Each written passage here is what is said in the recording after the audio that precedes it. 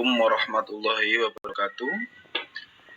Perkenalkan kami di sini yang pertama dengan saya Dani Asyari dengan NPM 0021 dan ada teman saya Pak Sri Hartoko dengan NPM 0201 dan ada Mbak Dewi Sari Inggarwati dengan NPM 0219.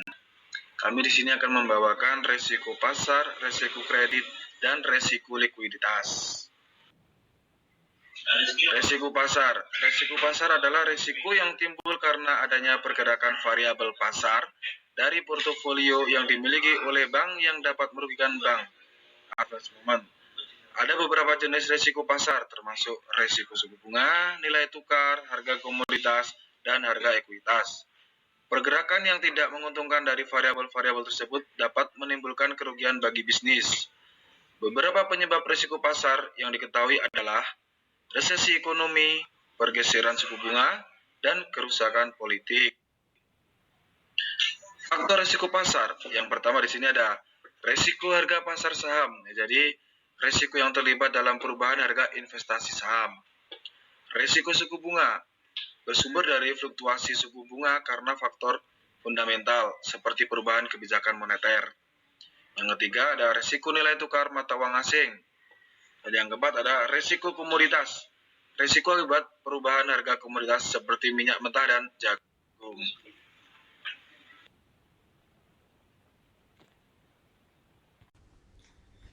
Baik, saya akan melanjutkan presentasi dari Mbak Dewi. Yang selanjutnya adalah rasio yang digunakan untuk menghitung risiko kredit, yaitu non-performing loan atau NPL. Kredit bermasalah adalah kredit dengan kualitas kurang lancar, diragukan, dan macet. Apabila presentasi NPL lebih besar dari 5%, maka bank tersebut memiliki masalah kredit yang harus segera diatasi. Karena semakin tinggi NPL, maka akan semakin besar jumlah kredit yang ditolak tertagih dan berakibat pada menurunnya pendapatan bank. Non-performing loan atau NPL atau kredit bermasalah merupakan satu indikator kunci untuk menilai kinerja fungsi bank. Salah satu fungsi bank adalah sebagai lembaga intermediary atau penghubung antara pihak yang memiliki kelebihan dana dengan pihak yang membutuhkan dana. Nah, ini bisa dilihat rumus NPL. NPL sama dengan total NPL atau total kredit kali 100%. Kredit bermasalah merupakan kredit yang terdiri dari kurang lancar atau KL. Total kredit merupakan jumlah kredit kepada pihak ketiga untuk pihak terkait maupun tidak terkait. Nah, yang selanjutnya adalah resiko likuiditas. Nah, di sini risiko likuiditas adalah risiko yang antara lain disebabkan bank tidak mampu memenuhi kewajiban yang telah jatuh tempo.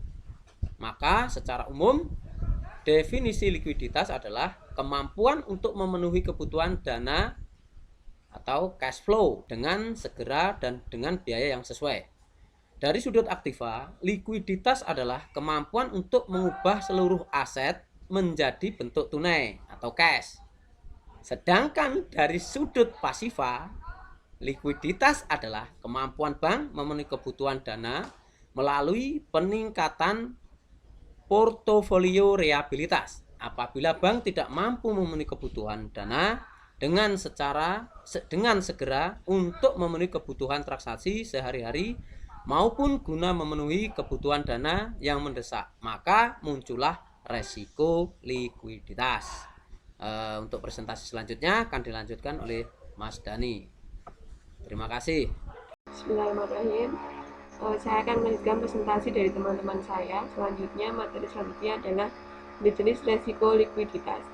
Resiko likuiditas pasar, di mana resiko yang timbul karena bank tidak mampu melakukan offsetting tertentu dengan harga karena kondisi likuiditas pasar yang tidak memadai atau terjadi gangguan di pasar. Kemudian resiko likuiditas pendanaan, di mana resiko yang timbul karena bank tidak mampu mencairkan asetnya atau memperoleh pendanaan dari sumber dana lain. Kemudian faktor likuiditas, yaitu kewajiban survesur yang ditetapkan otoritas moneter atau bank sentral. Kemudian tipe-tipe dana yang ditarik oleh bank. Dan selanjutnya, komitmen nasabah atau pihak lain untuk memberikan fasilitas pembiayaan atau melakukan investasi. Selanjutnya, perhitungan rasio likuiditas. Yang pertama, current ratio.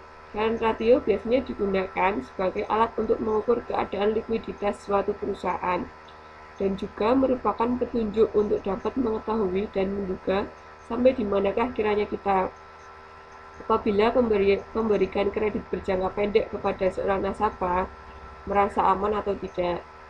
Kemudian current ratio. Rasio ini disebut juga sebagai asset test ratio, yaitu perbandingan antara aktiva lancar dikurangi persediaan dengan hutang lancar. Demikian presentasi dari kelompok kami. Apabila ada kesalahan, mohon maaf. Wassalamualaikum warahmatullahi wabarakatuh.